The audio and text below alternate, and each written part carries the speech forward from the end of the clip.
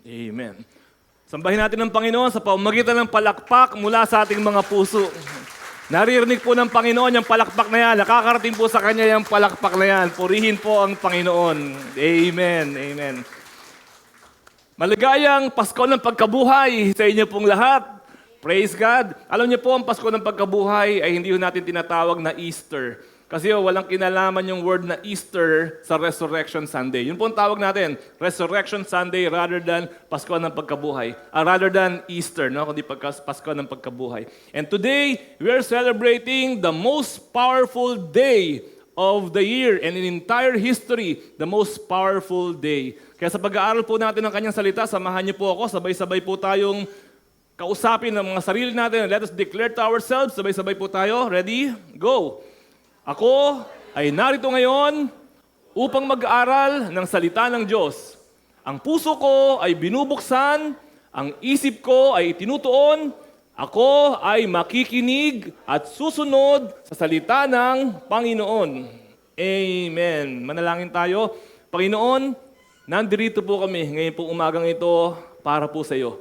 Hindi po para kanino man, hindi para sa anumang dahilan. Nandito po kami dahil gusto po namin na ialay sa iyo ang aming papuri, ang aming pagsamba, dahil karapat dapat kang tumanggap ng lahat ng meron kami, Panginoon. Kaya dalangin namin, Lord, as we study your word this morning, sa aming pong pagbubuklat ng inyong mga salita, ikaw po mangusap sa aming spirito, sa aming puso at isip, at nawa nga po, Panginoon, i-lead po ninyo kami para lalo pa po kaming humanga, mamangha, at magsamba sa inyo ng buong puso. Thank you, Lord, for this morning. We praise you. In the name of Jesus, we pray. Amen. Amen. Maaari na po tayong makaupo. Alam niyo po, maraming taon na po ang nakakaraan. Many years ago, probably more than a decade ago, more than 10 years ago, minsan po ako po ay pumunta sa ibang bansa. At akala po siguro ng isang kaibigan ko, hindi na ako babalik. Kaya po, nagpadala siya sa akin ng isang regalo. Binigyan niya po ako ng isang regalo. At ito po yung regalo na ibinigay niya po sa akin. Isang ballpen. Isang ballpen, ang brand po nitong ballpen na to ay Mont Blanc. Ang brand itong ballpen na to. At sanay naman po ako na may nagbibigay sa akin ng ballpen. Hindi naman po bago sa akin na may nagbibigay sa akin ng ballpen. Kaya tinanggap ko po itong ballpen na to at sabi ko po sa kanya, maraming salamat at hindi kita makakalimutan. No? Kala niya siguro hindi na ako babalik.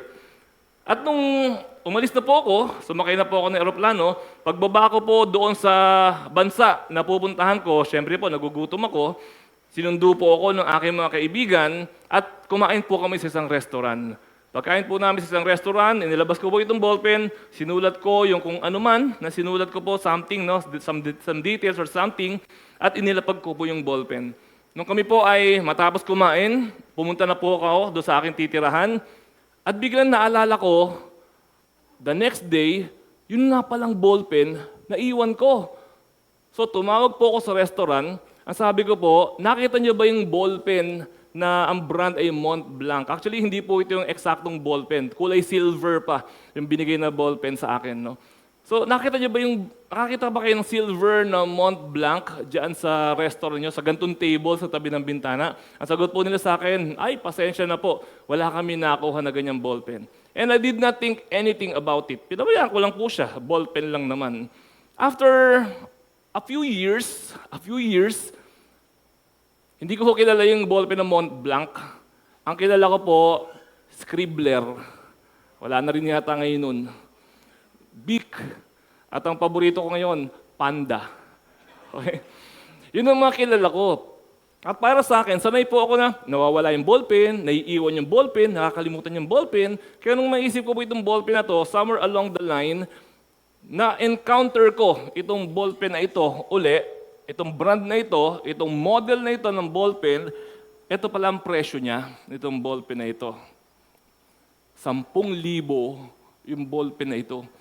Doon ko naisip, bakit may magre-regalo sa akin ng 10,000 ballpen? Yun nga siguro, akala niya nga siguro hindi na ako babalik.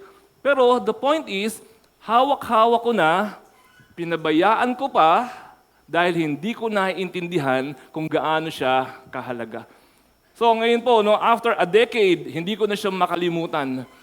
No, nung binigay siya sa akin, nakalimutan ko siya sa kaagad. Pero after a decade, at siguro habang buhay, hindi ko siya makakalimutan. Pati yung nagbigay sa akin, hindi ko nakakalimutan yung nagbigay sa akin ito. How long have you been observing the Resurrection Sunday? Gaano katagal ka na nagse-celebrate ng Holy Week? Simple lang. Kung ilang taon ka na ngayon, ganun katagal ka na rin nagse-celebrate ng Holy Week. Di ba? Kasi mula nang pinanganak tayo, mayroon ng Holy Week. And alam mo ba kung bakit importante ang Holy Week? Especially, yun pong ating sineselebrate ngayong araw na ito, which is Resurrection Sunday. Alam niyo po ba kung gaano kahalaga itong Resurrection Sunday? Kanina po during prayer time, sabi ko po doon sa mga workers natin habang nagpe-pray tayo, as I've said din kanina during the beginning of the message, the Resurrection Sunday is the most powerful day in the entire history of the world. Di ba, Pastor, Pasko? Pinanganak si Jesus? Of course, powerful yan. Di ba, Pastor, yung kamatayan ni Jesus noong Friday, no, nung Biyernes Santo? Of course, powerful yan. Pero kung powerful ang Christmas, kung powerful ang Good Friday, kung sineselebrate natin ang Christmas at Good Friday, mas lalo mong doblehan ang celebration mo sa Resurrection Sunday. Bakit? At yun po yung pag-aaralan natin ngayon po umagang ito. Kaya ang pamagat po ng mensahe natin ngayong umaga, why the resurrection is so important. Sa inyo pong handout, hindi ho nakalagay yung word na so. Kung meron ho kayong hawak na ballpen, maglagay kayo ng, ano ba yun? Lagyan nyo ng so. Why the Resurrection Sunday is so important? Because it is. Let me read from 1 Corinthians 15, 14 to 22.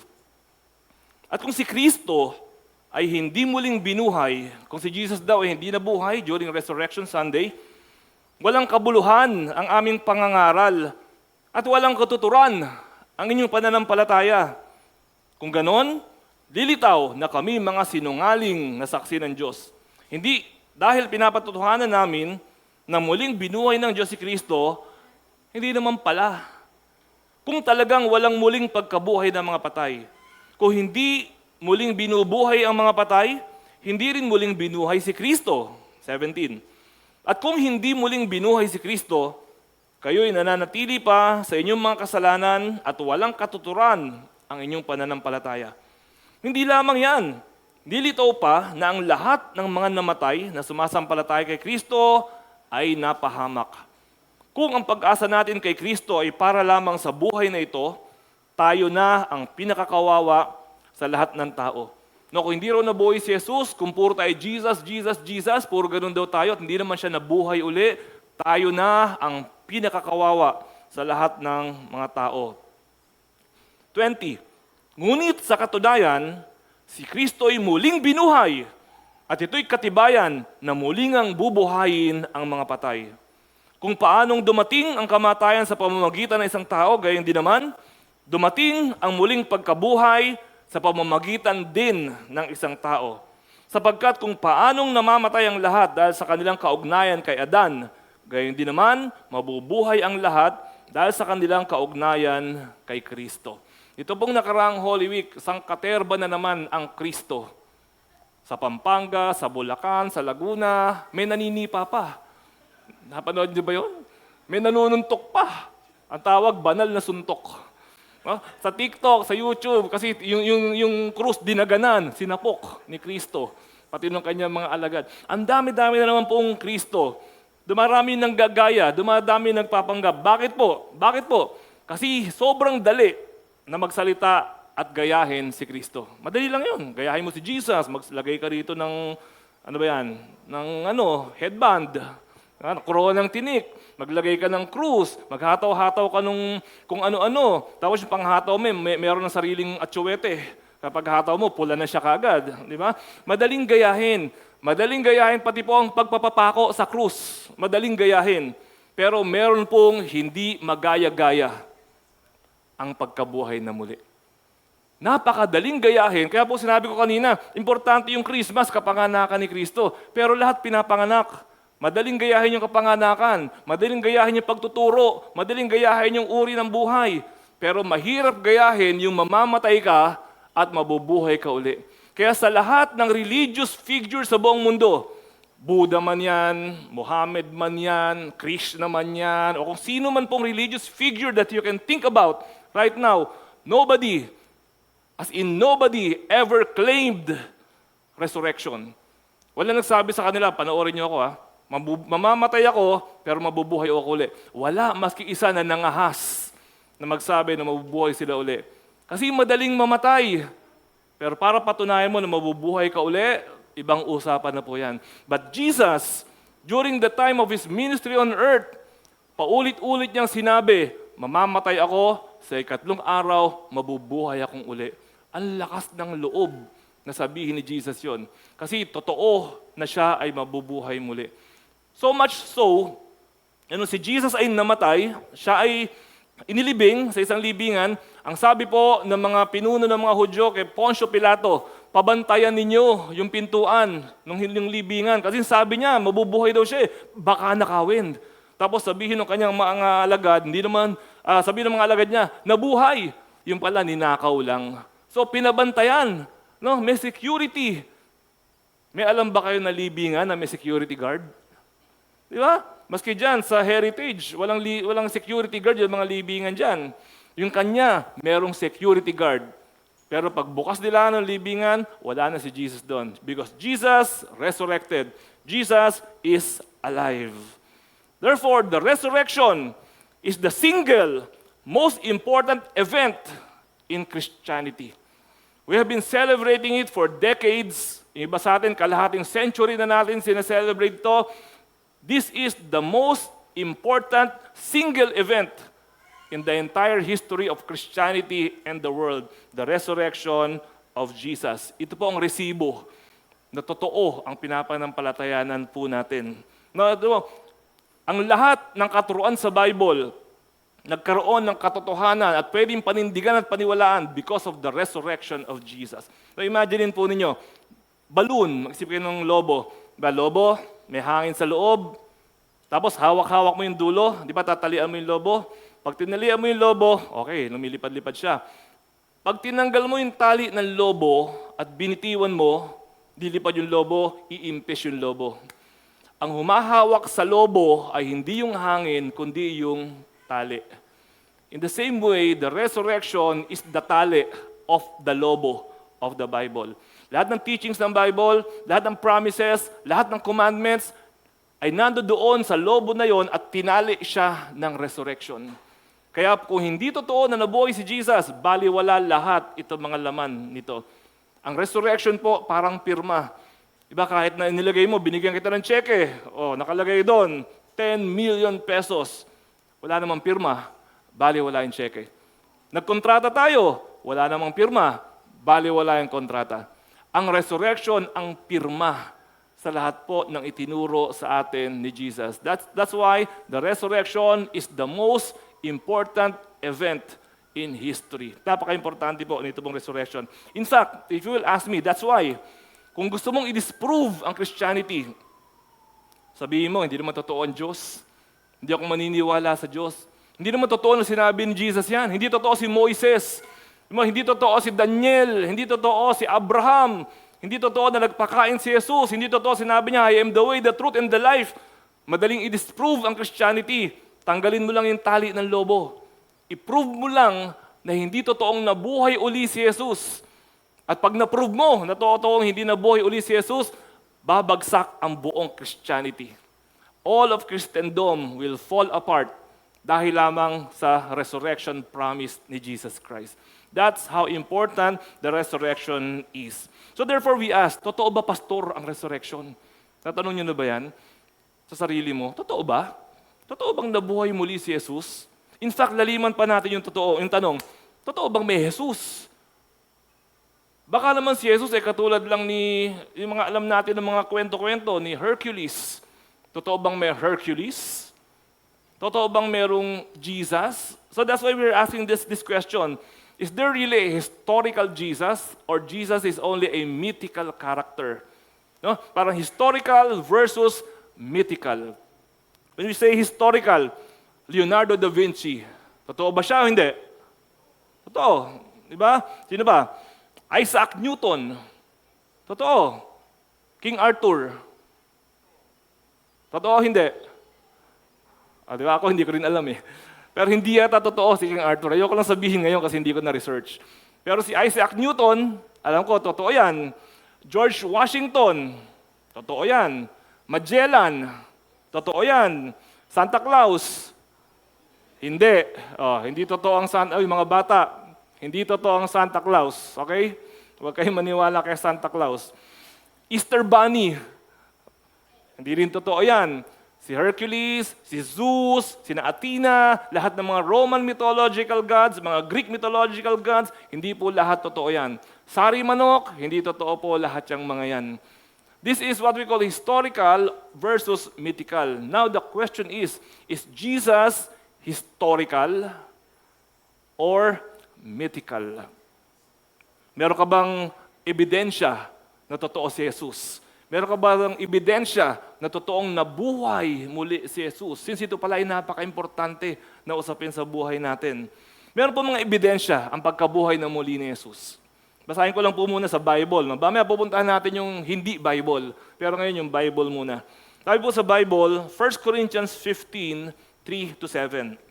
Sapagkat ibinigay ko sa inyo, bilang pinakamahalaga sa lahat, ang tinanggap ko na rin, si Kristo'y namatay dahil sa ating mga kasalanan, tulad ng sinasabi sa kasulatan, inilibing siya at muling nabuhay sa ikatlong araw, tulad din ng sinasabi sa kasulatan, at siya'y nagpakita kay Pedro at saka sa 12. Pagkatapos nagpakita siya sa mahigit na 500 kapatid na kakatipon. Marami sa kanila ay buhay pa hanggang ngayon, subalit patay na ang ilan. At nagpakita rin siya kay Santiago at pagkatapos ay sa lahat ng mga apostol. Bakit po natin sinasabing totoong nangyari ang pagkabuhay na muli ni Jesus? Because there were eyewitnesses. Meron ng mga saksi, meron ng mga nakakita na si Jesus ay totoong nabuhay. Sino po sinabi dyan? Si Pedro. Tapos sa 10 alagad, 10 na lang kasi patay na si Judas. Pati kay Tomas, na nag-alinlangan si Tomas. Nagpakita rin siya sa 500 brothers, ang sabi po dito, kay James, kay Paul, at sa iba pa po, nagpakita pa po si Jesus kay Mary Magdalene, sa Mary na nanay niya, sa 2 apostol sa Emmaus Road, nagpakita pa po siya sa lahat ng ito. Meron pong eyewitness, kita po yung ginamit word po kanina dyan, sabi, balikan natin nagpakita siya sa 500 kapatid, marami sa kanila ay buhay pa hanggang ngayon. Siyempre, ngayon patay na, halangan naman. So, buhay pa nung sinusulat ito ni Paul. Anong ibig sabihin ni Paul nang sinabi niya na buhay pa? Anong hamon ang sinasabi ni Paul? Buhay pa, puntahan nyo. Kausapin nyo. Interviewin nyo. Napaka-importante po. Napaka-importante po ng eyewitnesses. Kasi po, maski po sa korte natin ngayon, eyewitnesses accounts are considered as strong evidence in court. Pag may nakakita. Diba, pag sinasabi niya, ikaw kumuha niyan. Hindi ako kumuha niyan. Tapos sabihin mo, may CCTV, huli ka na kasi may nakakita. Kapag ka walang nakakita, it will be my word against your word. Pero dahil may nakakita, wala kang kawala. So si Jesus ba ay nabuhay na muli? Yes. Bakit? Ang daming nakakita sa pagkabuhay na muli ng ating Panginoon at pwede lang i-verify. Yung po ibig sabihin niyan, verifiable. Puntahan nyo, tanongin nyo, interviewin nyo. You can verify by yourselves na si Jesus nga ay totoong nabuhay. So yun po, yung unang ebidensya. Pangalawang ebidensya na si Jesus ay nabuhay na muli. From fear to martyrdom. Yun po mga apostol. Dati po silang mga duwag, mga takot, pero pagkatapos po nilang makita si Jesus na buhay, tumapang po sila bigla to the point of death, hanggang kamatayan ng martyrdom. John 20 verse 19. On the evening of that first day of the week, when the disciples were together, with the doors locked, nakakandado, locked for fear of the Jewish leaders. Matapos pong si Jesus ay pinako sa krus at nakalibing on that first day, ang gabi na yon, nagkakatipon ng mga alagad, nakakandado ang mga pinto dahil takot sa mga leaders ng mga Hudyo. Takot ang mga alagad. Mga kapatid, hindi ho matatapang ang mga alagad. Nung sila po ay hinuli, kanya-kanyang pulasan sila. Si Pedro, nung tinanong, si Jesus ba to? Kilala mo ba yan? Ano sagot ni Pedro? Hindi ko kilala yan, ha? Si Pedro ang pinakamatapang sa lahat. Pero 3 beses po niyang ipinagkanulo si Jesus. Yun na ang pinakamatapang. Everybody else, layasan na sila, layasan. Nakakatipon sila sa isang lugar, tago, tago, tago. They were afraid. They were cowards. Hindi po sila matapang. Pero, nung makilala po nila at nakita nila si Jesus na nabuhay muli, nabago po lahat ang kanilang buhay. Tumapang sila. Si Pedro, humaharap sa mga authorities, nakikipagdebate. Sa harap ng maraming tao, pinoproclaim nila si Jesus. At hanggang mamatay po sila. Alam niyo bang paano sila namatay? Walang namatay sa kanila na inubo-ubo tapos namatay. Paano sila namatay? Yung isa, inihulog sa pader.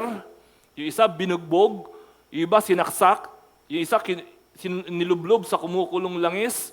Yung iba, pinugutan ng ulo. Wala hong namatay sa kanila ng matahimik na paraan. Na hindi katulad ni Pilita Corrales, natutulog lang. Tapos, hindi na gumising. Walang ganun na uri ng kamatayan sa kanila. Ang kamatayan po nila lahat, violent and martyrdom. Sabi mo, kung kasinungalingan na si Jesus pala ay nabuhay na muli, una, bakit sila tumapang? Pangalawa, mamamatay ka ba para sa kasinungalingan? Di ba pag tinotorture ka na, umamin ka na, ninakaw niyo bangkay, di ba? Umamin ka na, papatayin ka namin. Sabi nila, patayin niyo na ako. Hindi namin ninakaw ang bangkay. Alam namin na buhay si Jesus, kitang-kita namin. Nabuhay siya, patayin niyo ako, mabubuhay din ako kasama ni Jesus, kaya walang problema. Papakain niyo ako sa leon. Asan? Asan ang leon? Hindi sila takot sa kamatayan dahil nakita nila ng buhay si Jesus. Alam niyo po, tayo mga Christian, kaya mga Christian hindi takot sa kamatayan eh. Hindi man natin nakita si Jesus na buhay na mukhaan, pero alam mo sa puso mo at naniniwala tayo sa sinasabi ng kasulatan na buhay si Jesus. Kaya po hindi tayo takot mamatay. Okay ba?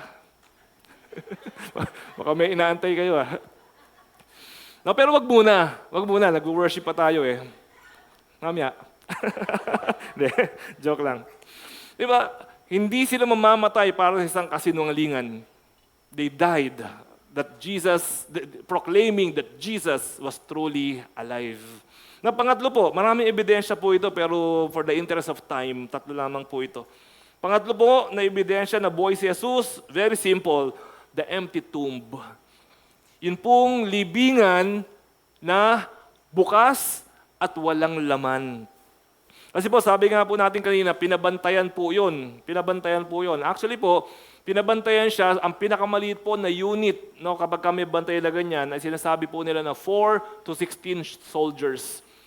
So, nagro-rotation po yun, apatan, 24 hours. Lalo na po kapag political yung reason sa pagbabantay, talagang bantay sarado po yan. Tapos meron po yung seal.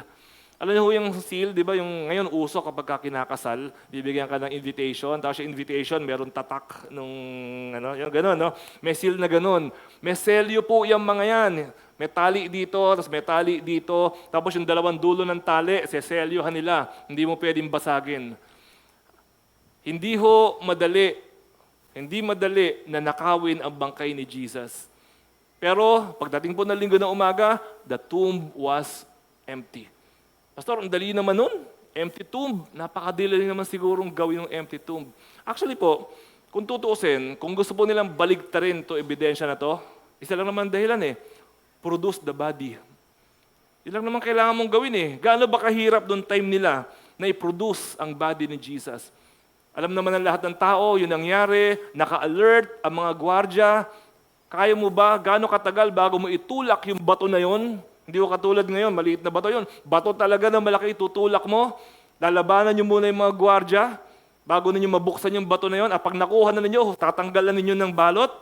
Nagmamadali na kayo, tatanggalan nyo pa ng balot. Kukunin nyo na yung buong bangkay. At pagkatapos, ililibing ninyo, maghuhukay pa kayo, ililibing ninyo. No, hindi ho ganun kadali. But then, all they needed to do was to produce the body. At walang na-produce na body maski yung mga kaaway ni Jesus. Ang dali nila sabihin, Maghanap tayo ng bangkay dyan. Dami namang pinapako araw-araw. Wala po silang na-produce maski isang bangkay. Jesus was alive and nobody was able to disprove it even today. Walang nakakabaligtad nito po mga ebidensya na ito. Secularly, kanina po biblical yung pinag-usapan natin, may mga historians din po tayo na nagpapatotoo na si Jesus ay tunay na nabuhay sa mundo po na ito. Kilala po natin, sa Pilipinas, di ba may mga historian tayo? Sino kilala yung historian dito nung nag-aaral pa kayo? Zaide. Alala niya, Zaide? Ay, mga matatanda, Zaide. Saan pa? Agoncillo. Okay, sino pa? May alam pa ba kayo? Constantino. Yung ngayon, si Ocampo, Ambet Ocampo, siya yung historia natin. At ang kanila pong history, Pang-Pilipinas lang. Hindi nila kinukwento yung ibang bansa. Siyempre, Philippine history po sila.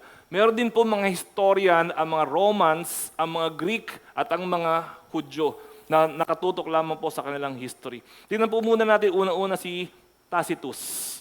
Si Tacitus, sa kanya pong libro na isinulat noong AD 116, he is a very popular Roman historian. Now, when I say very popular, pumunta kayo sa Harvard, pumunta kayo sa Ateneo, pumunta kayo sa Ivy League schools, kilala. Ito pong Roman historian na to. Prime historians of the Romans. Sabi po niya sa kanyang sinulat, Christus, from whom the name Christian had its origin, suffered the extreme penalty during the reign of Tiberius at the hands of one of our procurators, Pontius Pilate. Mula sa libro na Annal, chapter 15, verse 54. Totoo po si Jesus as far as this Roman historian was concerned. History po ito, hindi po ito opinion. This confirms that Jesus was executed under Pontius Pilate. May isa pa akong kilalang historian, sa mga Jewish naman po tayo. Si Flavius Josephus. Again, pumunta kayo sa Harvard, pumunta kayo sa Ateneo, pumunta kayo sa saang school, sa Oxford, kilala. Ito po mga historians na ito. About this time, sabi po niya, there lived Jesus, a wise man. When Pilate condemned him to be crucified, on the third day, he appeared to them, restored to life. For the prophets of God had prophesied this, and the tribe of the Christians has still to this day not disappeared. According to Flavius Josephus. No, siguro sabi natin kanina, binabasa ni Pastor, si Paul ang sumulat, di syempre bias si Paul. Hindi ho mga Christians, ito po mga historians po na ito. Si Pliny the Younger. Si Pliny the Younger po, siya po yung tagasulat ng history, nire-report niya po sa emperor ng Rome, no, hindi yung iniinom, no, emperador. Nire-report niya sa emperor ng Rome. Sabi po ni Pliny the Younger sa kanyang sulat kay Emperor Trajan, they were in the habit of meeting on a fixed day before it was light, which is Sunday, singing hymns to Christ as to a God. These are literary evidences na maliwanag na sinulat ng mga hindi Christian, ng mga Romano, ng mga Griego, na si Jesus ay tunay na nabuhay sa mundo pong ito. Si Suetonius, no, panibagong biographical historian ng mga Caesar, siya yung nagsulat din ng mga buhay ng mga Roman emperors.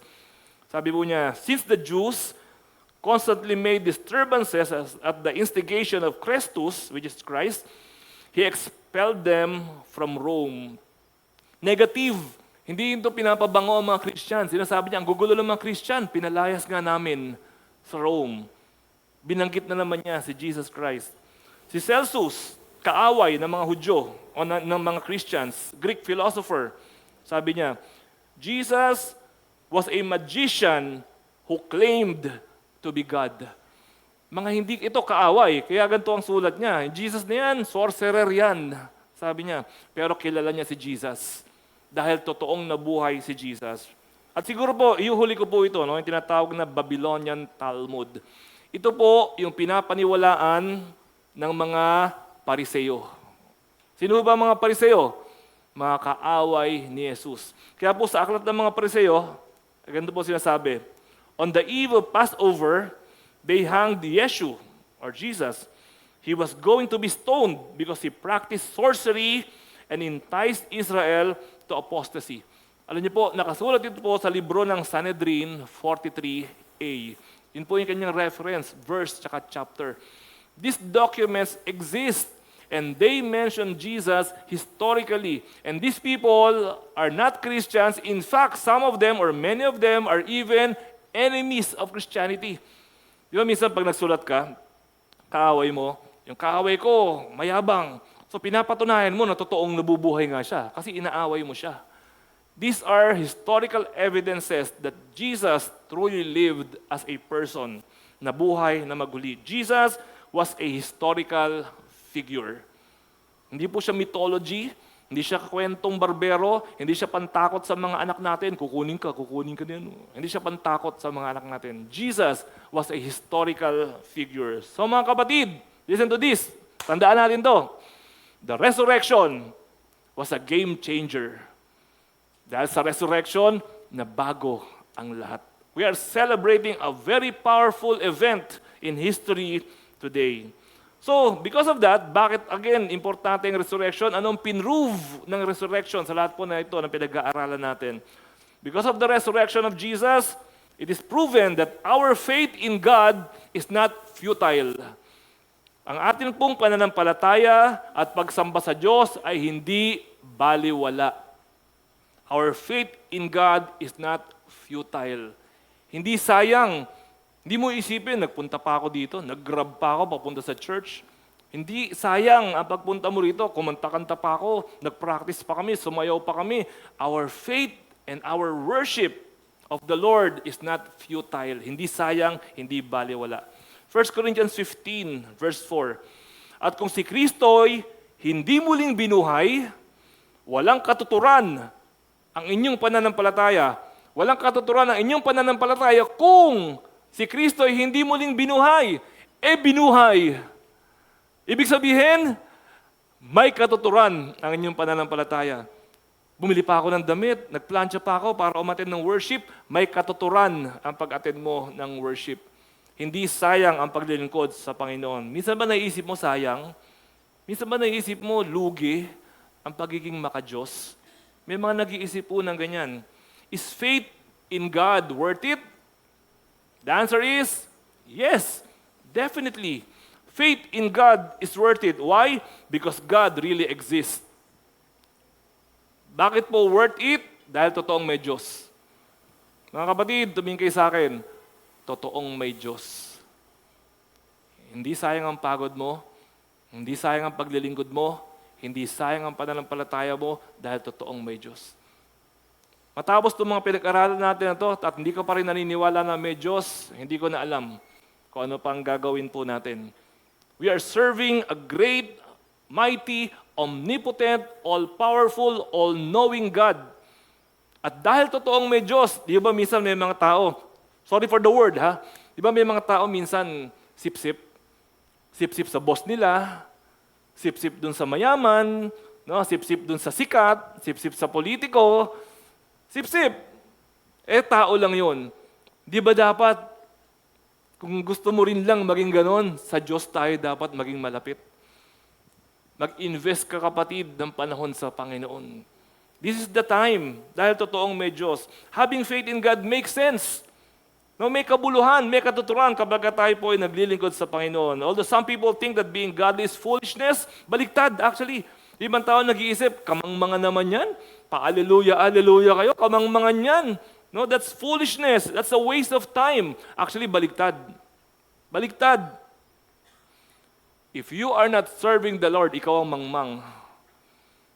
Kapag hindi ka nag-aalay, naglilingkod sa Panginoon, ikaw ang foolish.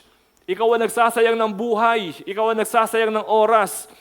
Kung pinapalimos mo lang yung oras mo sa Diyos, ikaw ang lugi. Dahil totoong may Diyos, nabuhay si Jesus, namatay at nabuhay na muli, lahat ng ginagawa mo sa Panginoon may kabuluhan. At yung mga ginagawa mo para sa isang bagay na kalaban ng Diyos, yon ang walang kabuluhan. Ikaw ang mangmang kung ayaw mo maglingkod sa Diyos. You're the foolish person. You're wasting your life. You're wasting your time if you are not serving the Lord. No? Make a decision.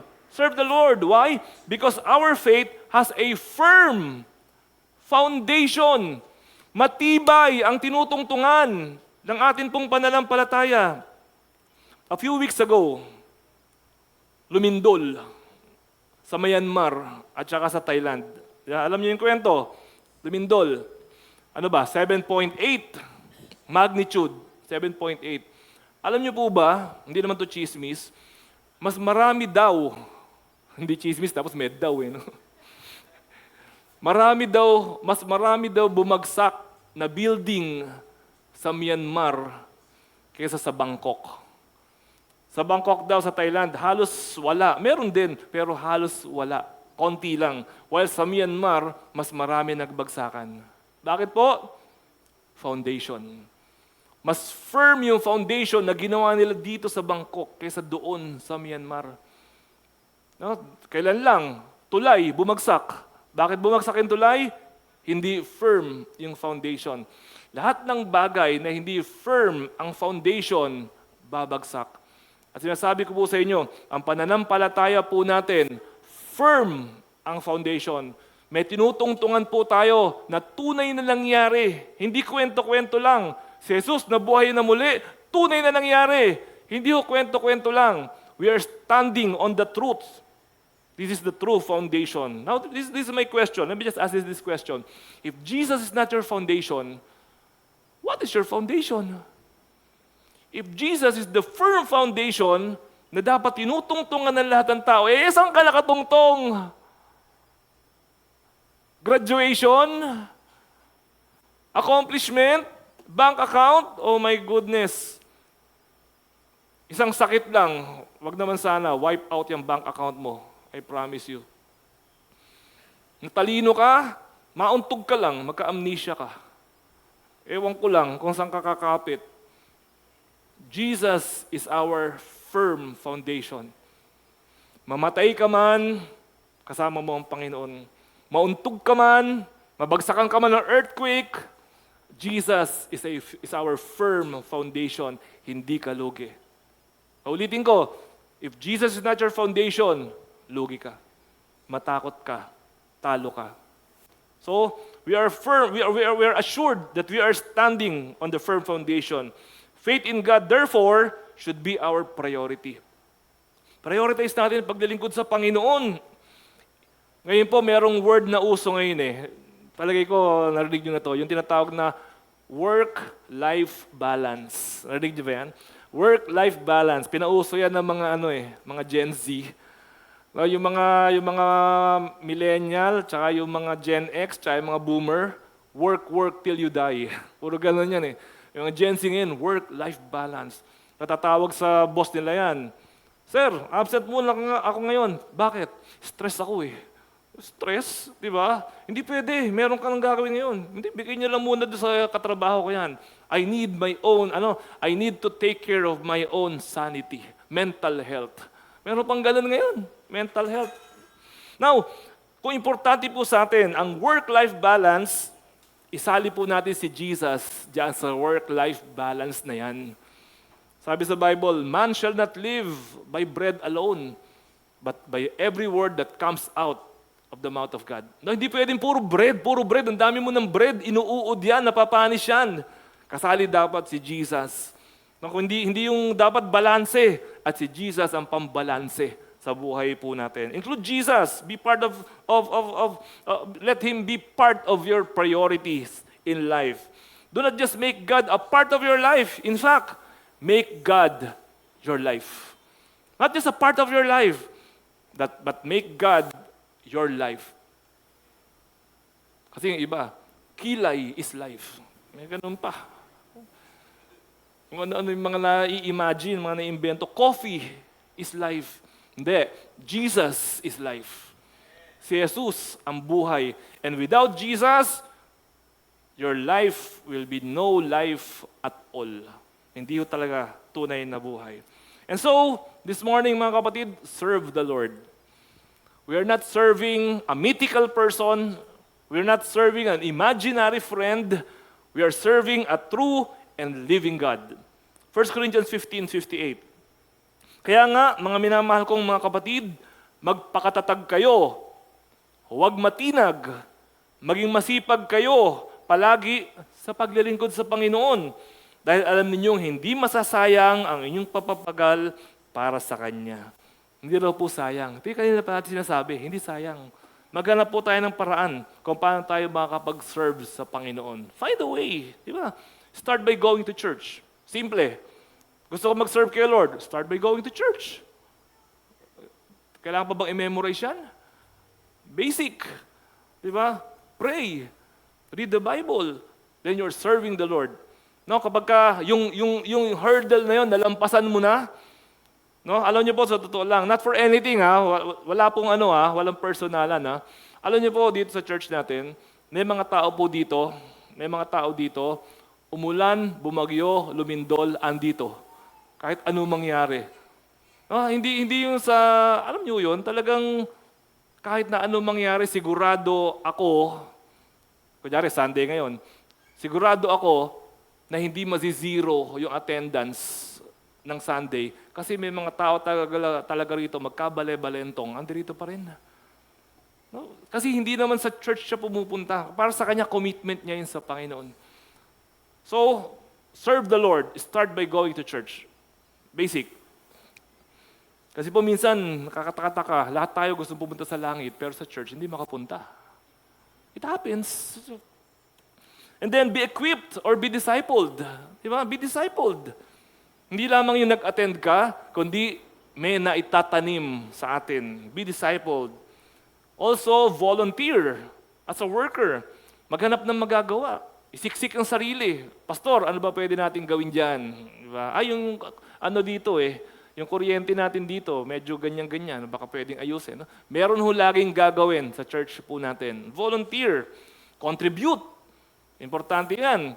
Kasi po, whether we like it or not, kailangan po natin mag-contribute lahat at bumuhat. Sama-sama ho natin buhatin ang ministry. Contribute your time, your talent, your treasure, contribute. We all contribute together. And love other people. That's how we serve the Lord. Kasi po sabi sa Bible, yung ginawa mo sa pinakamaliit na ito, ginawa mo rin sa Panginoon. Love the Lord, love others. So serve the Lord by serving others. Mga kapatid, minsan po, dumarating sa point na napapagod ako. Minsan dumarating sa point na gusto kong magtamad-tamaran, gusto kong matulog, ayokong bumangon, tapos malalaman ko merong kailangang gawin, ganyan. Alam niyo po, minsan naiisip ko, pagdating natin sa langit, at dadating tayo sa langit, dahil may Diyos, pag humarap tayo sa Panginoon, at sinasabi ng Lord, ito ang ginawa mo, ito reward mo, sabi ko sa sarili ko, baka magsisi ako na yun lang ang ginawa ko. I could have done much, much more than what I am doing right now. At pag naiisip ko po yun, nare-realize ko, maikli lang naman ang buhay. Sino ba nakakaalam kung kailan ka kukunin ng Panginoon? No? Lugi ka ba? Hindi ka naman lugi.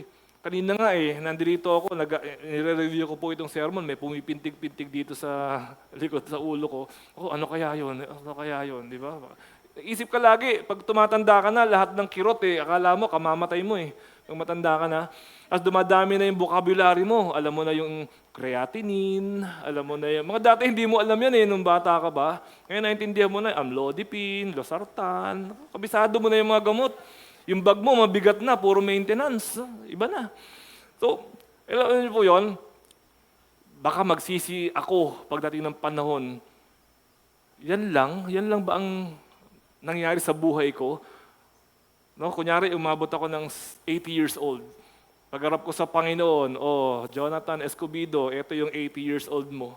Tapos tinignan ko, asan? Yan lang yun. Yung pala, mas marami pa tayong pwedeng magawa sa Panginoon. Dahil maikli lang ang buhay. So the rest of our lives, why don't we give it to the Lord? Yung mga susunod, hindi mo nga alam Sabihin mo, parang insurance yan Binili mo ngayon, natigo ka kinabukasan. Hindi mo alam. Yung insurance, biglang napakinabangan mo agad. Binili mo ngayon, hindi ka natigo ka agad, inabot ka pa ng 20 years. Ikaw pa rin nag-benefit kasi hindi ka namatay. Diba? So when we invest our time, our talent, our treasure to the Lord, hindi tayo lugi Kasi nabuhay si Jesus, totoong may Diyos. Ang pinapaniwalaan po natin ay tunay at matibay. Amen. So, another one, because of the resurrection of Jesus, ano po pinatunayan nito? It's important because it proved that the Bible is true. Totoo ang laman ng Biblia. Kung minememorize mo ang mga verses, panalo ka. Kung nagbabasa ka ng Bible, panalo ka. Kung nakikinig ka ng sermon, panalo ka. Kasi yung pinag-aaralan natin ay hindi katang-isip at hindi fiction, kundi tunay. 1 Corinthians 15, verse 14. At kung si Kristo'y hindi muling binuhay, walang kabuluhan ang aming pangangaral. Buhay, may kabuluhan ang ating pangangaral. No, kung hindi siya nabuhay uli, may reason ka para mag-doubt kung totoong Bible. Pero dahil nabuhay muli, you have no reason to doubt any part of the Bible. Mga kapatid, the Bible is not just a normal book. The Bible is a divine human book. Siya po ay gawa ng Panginoon. Hindi lang siya gawa ng tao. Tama na yung tanong na yan.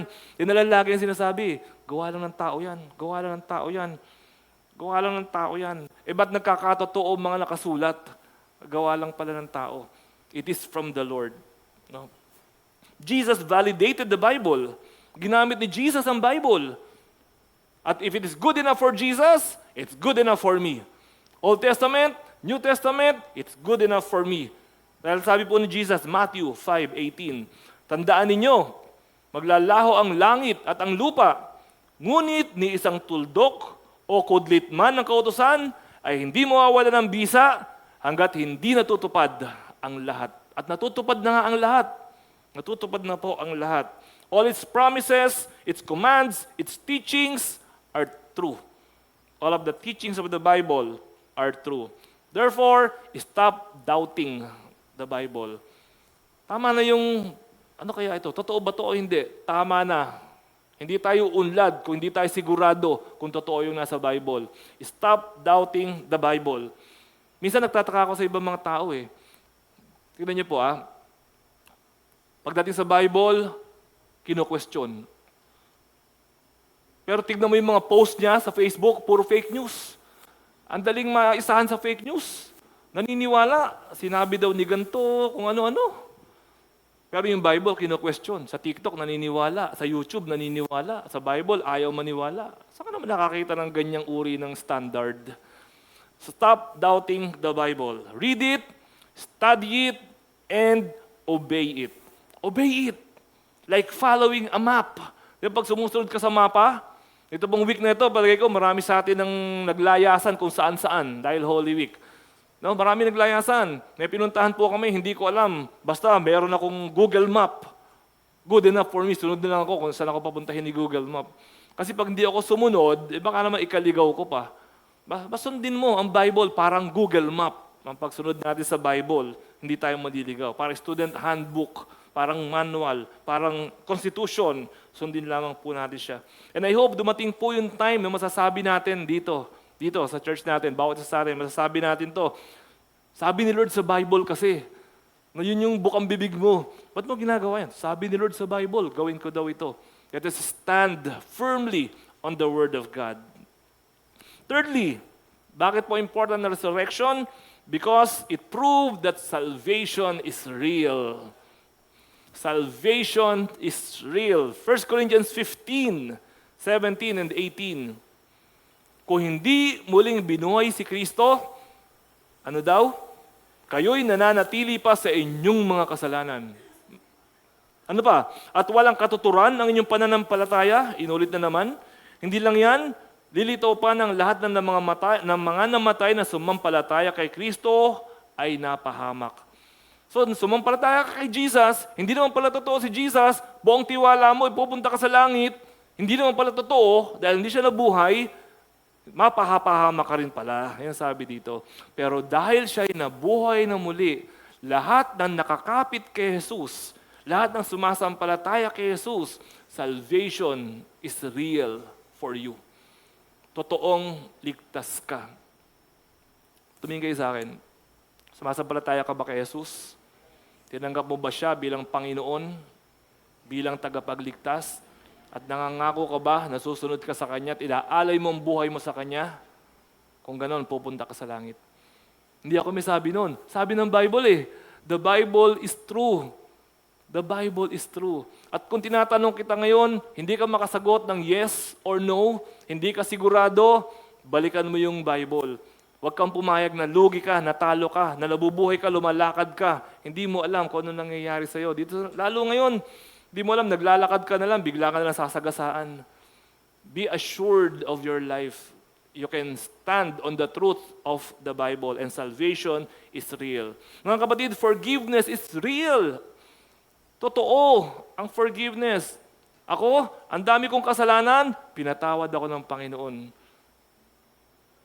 Ikaw, kung humingi ka ng tawad sa Diyos dahil si Jesus ay namatay noong Biyernes Santo at nabuhay muli ng linggo ng pagkabuhay, kung humingi ka ng tawad sa Kanya, pinatawad ka na rin ng Panginoon. At maniwala ka at hindi, gagamitin ko ang salitang banal para sa iyo. Isa kang banal na tao. Sa paningin ng Diyos, ikaw ay isang banal na nilalang. It's what the Bible says, and the Bible is true. Forgiveness is real. Sonship is real. Tunay kang anak ng Diyos. Minsan di mo maintindihan yun. Ako? Anak ng Diyos? Oo. Masasabi mong ikaw ay anak ng Diyos. Dahil yun din ang isang bunga ng pagkabuhay na muli ng Panginoon. You're truly connected to God. You are an heir of the Lord. Heaven is real. Mamatay ka ngayon, wag naman sana. Heaven is real. Pupulutin ka sa kalangitan. Lugi ka ba? Hindi. Diba? Heaven is real. Unfortunately, hell is real. Kasi bakit kailangan pa ng salvation? Bakit kailangan pa ni Jesus na mamatay? Ba't kailangan pa niya ng all the effort, all the works? Ba't kailangan pa lahat gawin ni Jesus yon? Bababa pa siya sa lupa, makakatawang tao pa, mamamatay pa, maghihirap at mabubuhay pa maguli. Wala naman palang impyerno. Lahat naman pala tayo pupunta sa langit. O lahat naman pala ligtas. Iniligtas ka saan? Diba, kung nalulunod ka, tumalon ako, iniligtas kita. Pero kung hindi ka naman nalulunod, hindi mo masasabi na iniligtas kita. Si Jesus ay naparito bilang tagapagligtas natin sa ating mga kasalanan. Heaven is real, but hell is real, mga kapatid. Sabihin niyo po sa akin, hindi ako naniniwala sa iyo, Pastor. Fine, it's up to you. Ayaw mo maniwala. Pag namatay ako, tama pala na merong hell, iniligtas ako ni Jesus. Namatay ka, ayaw mo maniwala na merong hell, hindi ka tuloy niligtas, merong hell pala. Ano mangyayari? Tostado ang mangyayari. Okay? So, it is true. At panghuli po, because of the resurrection of Jesus, therefore, we should spread the good news. Dapat po natin ikalat ito. Hindi po ito dapat sinasarili. Dapat po sinasabi natin sa lahat. Di ba tayo kapag meron tayong nadiskubre, pag itong ginamit mo, may nakadiskubre, pag ito ginamit mo, papayat ka kahit na kumain ka ng kumain. Ikakalat mo ba yon? Ikakalat mo yun. Tapos lahat dito sa church, sexy. Diba? Gusto mo yun. Something good. Nadiskubre mo yung gamot sa cancer. Nadiskubre mo yung gamot sa pagkakalbo. Di ba? Ba't ba napasok yun? Di ba? Gusto mo yun. It is something that should not be kept secret. 1 Corinthians 15, 21-22. Kung paanong dumating ang kamatayan sa pamamagitan ng isang tao, gayon din naman, dumating ang muling pagkabuhay sa pamamagitan din ng isang tao. Sapagkat kung paanong namamatay ang lahat dahil sa kanilang kaugnayan kay Adan, gayon din naman mabubuhay ang lahat dahil sa kanilang kaugnayan kay Kristo. This is our message. Mabubuhay ang lahat ng namatay dahil kay Adan. Mabubuhay ang lahat dahil sa kaugnayan kay Kristo. At sino ang magkakalat nun? Alam namang anghel. Hindi nga anghel ang gumagawa Sino gumagawa nun? Evangelistic team? Sila lang ba? Be part of the evangelistic team. If you want, no, kung gusto niyo yung ministry na to, meron tayong evangelistic team. Pero it's all our duty to spread the good news. It's our duty to spread that Jesus is the Savior. It is our duty to spread the gospel. So sa church po natin, eto po tayo. The church exists to make disciples. Kaya ito, meron tayong to. Ito mission natin eh. Love God, love people, make disciples. Ito po ang mission natin dito po sa church na to. We worship the Lord, we help other people, but we make disciples. Not only evangelize, we make them into disciples. Maging alagad, maging tagasunod, maging follower. Hindi liker lang, no? Like, hindi. Follower ni Jesus Christ. So, every heart without Jesus is a mission field, while every heart with Jesus is a missionary. Pag si Jesus ay nasa iyo, you are a missionary. Pag si Jesus ay wala sa puso mo, you're a mission field. So, alin ka dito sa dalawang ito? Which one are you? Pag sinabi mo, tinanong ko kayo kanina, tinanggap ba si Jesus? Yes, Pastor. Sa puso mo, then you're a missionary. You should spread the gospel. Kanina, kung hindi ka makasagot, tinanggap ba si Jesus? Pupunta ka ba sa langit? Hindi ka makasagot, then you're a mission field. Kailangan mo si Jesus. Kung hindi ka makasagot kanina sa tanong ko, yung katabi mo nakasagot, tanongin mo yung katabi mo. And that person will lead you towards serving and worshiping and making Jesus your Lord and your Savior. Ngayong umaga mga kapatid, kung hindi mo pa tinanggap si Jesus, ano pa inaantay mo? Kung hindi mo pa tinanggap si Jesus, gusto mo ba ng buhay na talo, buhay na lugi, buhay na mahirap, mabigat, magulo, buhay na takot? Asa naman ang iyong wisdom kung gusto mo ng ganong uri ng buhay? Ang buhay na maayos ay na kay Jesus. Jesus came from heaven to earth. All the works, all the offerings, all the sacrifices He did, He died on the cross, and He stamped it with approval when He rose again from the dead. Si Jesus ay buhay para lamang po iligtas po tayo. Wag ho nating sayangin ang dugo ni Jesus. Wag nating sayangin ang kapangyarihan ng kanyang pagkabuhay na muli. Give your life to Jesus and make Him your Lord and your Savior. It is a decision that you have to make personally. Hindi dahil sa tatay mo o sa kapatid mo, you make this decision personally. Saka niyo po akong manalangin. At kung meron po sa atin dito, hindi makasagot sa tanong ko kanina, kung tinanggap mo na ba si Jesus. Kung meron sa atin dito na hindi siya sigurado na siya ay tunay na anak ng Diyos, na siya ay pupunta sa langit kapag siya ay namatay sa mga sandaling ito, hindi aksidente na nandirito ka ngayong araw na ito. Itinaon ito talaga ng Panginoon dahil mahal ka niya. Itinapat niya talaga itong pagkakataon na ito para marinig mo itong mensaheng ito. Dito man, sa bulwagan o maging online, kung naririnig mo itong mensaheng ito, para ito sa'yo. At kung sigurado ka na tinanggap mo si Jesus, purihin ng Diyos, magamit ka nawa niya para maging missionary sa ibang mga kakilala mo na hindi pa siya kilala. Pero kung hindi ka sigurado na tinanggap mo si Jesus, kung hindi ka sigurado na pupunta ka sa langit pag namatay ka, ito na ang pagkakataon. Buksan mo ang puso mo, tanggapin mo si Jesus, magpakumbaba ka, sambahin mo siya. Isuko mo ang iyong buhay. At sabihin mo sa Kanya, Panginoong Jesus, sinusuko ko ang buhay ko sa iyo. Patawarin mo ako kung nakalimutan kita. Patawarin mo ako kung hindi ako sumasamba sa iyo. Mula sa araw na ito, Ikaw na ang aking Panginoon. Baguhin mo ako at ang buhay mo nawa ay sumaakin. Kung yun yung sinasabi ng puso mo, sumunod ka sa akin sa maikling panalangin na ito. Panginoong Jesus, sinusuko ko ang aking sarili sa iyo. Patawarin mo ako sa aking mga kasalanan. Nagpapakumbaba ako. Tinatanggap kita bilang Panginoon, bilang tagapagligtas ng aking buhay. Ikaw ang uunahin ko. Susunod ako sa iyo. Sasambahin kita habang nabubuhay ako. mangyayari ang kalooban mo sa akin. Salamat sa pagmamahal mo. Salamat sa pagkamatay mo. Salamat sa pagkabuhay mong muli. At salamat sa kapangyarihan na pinagkakalob mo sa akin ngayon. Minamahal kita, sinasamba kita, aking Diyos, Panginoon at tagapagligtas. Ako na lamang po mananalangin. Panginoong Hesus, Ama namin sa langit, salamat po sa inyo sa umagang ito. Salamat po, Panginoon, na muli ngayong umaga pinaalala mo sa amin na hindi basta-basta ang araw na ito. Napaka-importante, Panginoon, ng ginawa mo. Napaka-powerful, Panginoon.